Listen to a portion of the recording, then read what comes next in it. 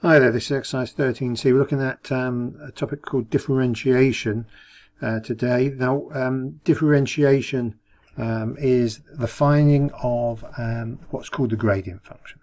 The gradient function, well, we know what the gradient is, of course, but the gradient function is a little bit more than just finding the gradient, which is what was, say, at GCSE. Finding the gradient is how steep a graph is. The gradient function tells you how steep the graph is throughout all of its possible values of x. So it's more of a formula than just a value, and that's perhaps a way to think about it. Now, there's three ways to write the gradient function. The most common one is this here. If you've got an equation that says y equals 3x squared, for instance, I can tell you now the gradient function is usually written dy by dx, which is a strange way of writing it. And I'll tell you now the answer is 6x. We'll show you the formula for that in a bit. You might guess the formula just looking at that. Fx, now this is function notation, of course. If you write the gradient in function notation, the gradient function is written f dash of x. So again, here's another one, f of x equals 5x cubed minus 3x. And those of you who are guessing, you might guess the answer is 15x squared minus 3. The third one is less commonly done, but you do get it in mechanics and things like that, where you write y and y dash, for instance. Or even, I've seen x and x dot, depending on what you're doing. So there are different ways of showing the same thing, but generally the two that you're likely to see are questions that ask you to find dy by dx or f dash of x. So if that's the case, a little reminder, can we remember how to find the value of these index numbers? The index number is just a posh way of saying powers. So 9 to the half, you should remember that 9 to the half is root 9, so the answer is 3. We'll ignore the possibility of plus or minus for the moment. 2 to the minus 3. What's a minus power look like? Well, you should remember, as the plane goes over, you should remember this really means 1 over 2 cubed. And so minus powers, you chuck it on the bottom. So 2 cubed is 8, so it's an eighth. What's this one? Well, this has got a mixture of fractions and negatives. So the way I think about this is the negative makes it go on the bottom, and the half means it's a square root. So it's 1 over root 16. Which is a quarter. What's this one? This is 64 to the 2/3. Now, when it's to the third, it's a cube root. The bottom number is the root. And that plane's coming back. I'm not sure if you can hear it. I can hear it. It basically means then we find the cube root of 64. And then we square the answer.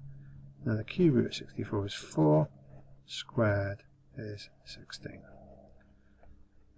What's this one? 1 over 4 to the minus 3. 4 to the minus 3 means 1 over, well, I've already said that a minus means it's on the bottom. So it's actually 1 over 4 cubed. You might remember how to do this from GCSE. To divide by a fraction, you turn it upside down and multiply. And you'll notice they cancel. The answer is 4 cubed, or 64. What that tells you, 1 over a negative power goes back to a positive power, I suppose. And the last one, what's this? Well, it says to the power of a negative number, so it's 1 over something. And it says the bottom numbers are half, that means it's a square root of 25. And because the top numbers are 3, I cube it.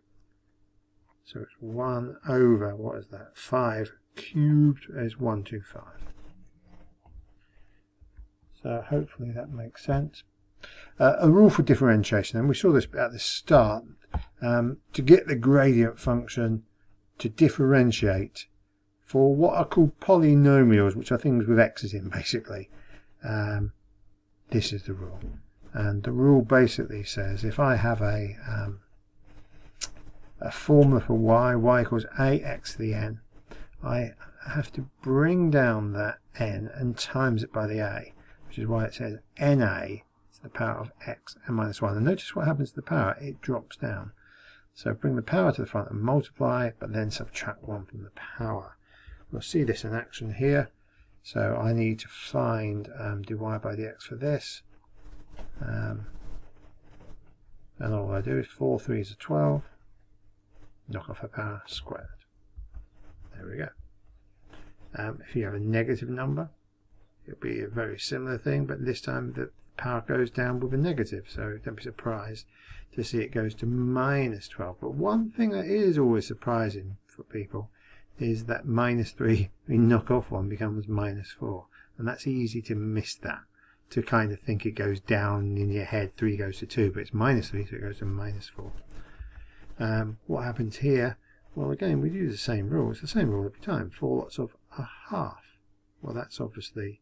Well, let's write this in posh notation. F dash x equals, and it's 2 lots of x.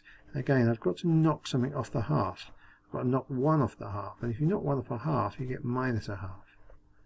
Now, this is the other interesting thing. This technically means 6x to the nothing, because anything to the nothing is 1. So if it's just a number, it means there's no x's, I suppose.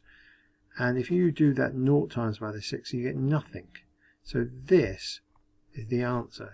That 6, when you differentiate it, disappears. In fact, all numbers, when they're on their own, just disappear.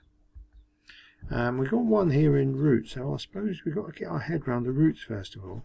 So using this notation, notice I'm not differentiating this yet. All I'm doing is, can I write it in proper powers rather than horrible stuff? And so in proper powers, it's on the bottom, so I've got to learn to write it as a negative power. Plus, it's got a root with a power as well. Well, I've got to write it then. The root bit is on the bottom. It's a square root, so that's 2. It's raised to the power 7, 7. So x to the 7 over 2.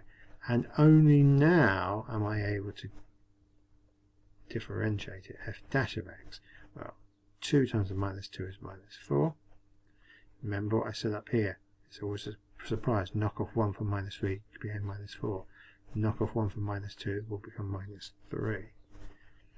Plus, well, the 7 over 2. Well, we've got a 1 at the front here. It doesn't say it, but it means it. So 1 times by the 7 over 2 is 7 over 2.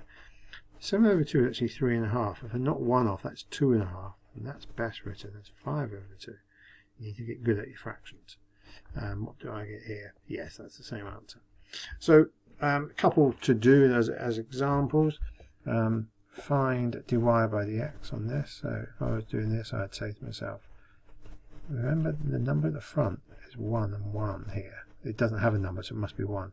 So if I times anything by it, it just becomes that number. So I'm going to get minus 2x. And if I knock 1 off minus 2, I get minus 3. Minus. Now I've got to do minus times a minus. Oh, right, it become a plus. And it will be plus x to the power of, because that times that is plus 1. X to the power of minus 1, if I knock off a power, it will give me minus 2. Yes. Second one, sorry. What have I got here? I've got f dash of x I need to find. These aren't too bad, because at least the powers are written properly. The ones you've got to worry about are where they're in roots and fractions and stuff. But this is fine. Again, it means 1 and 1. So I'll move the half to the front. So it'll be a half x, knock off 1 from a half. You need to get good at these. Minus half. And 3 over 2 times that will give me 3 over 2. X to the, now I've got to knock off 1 from 3 over 2. And you can type 3 over 2 into your calculator. Type in minus 1 and it will tell you it's a half. Or you can think of 3 over 2 as 1.5. Knock off 1 is obviously a half. And there it is. Just checking, yeah, everything's right.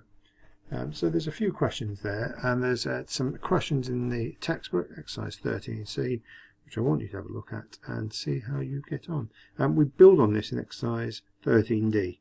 So at the moment they're the simple ones, but we're going to build it up to be the harder ones as well.